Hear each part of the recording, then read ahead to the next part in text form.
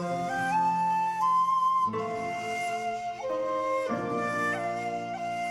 Crafty Angels, Nessa here from AngelRose Designs here on YouTube, and today I'm here with Tip Tuesday. Now, did you know if you make your own Mod Podge that you can use an old, empty, and cleaned out dish liquid bottle with a small tip so you can squeeze it out? You can also use this for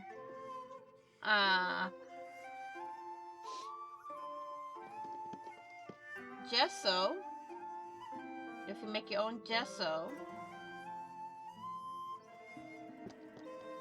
so you can use this for gesso, anything liquid that you want to pour in and not have too many bottles hanging around, like any liquid glue, Fabri-Tac. This would use good for Fabri-Tac. So here's my tip of the day, guys. Crafty Angels, here you go. Tip of the day. Use an old dish liquid bottle to put your Fabri-Tac in because it's easy to squeeze. Thanks for watching, Crafty Angels.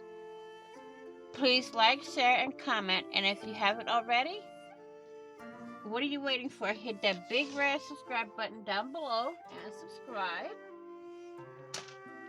And hit the notification bell so you get notified when I put up new content.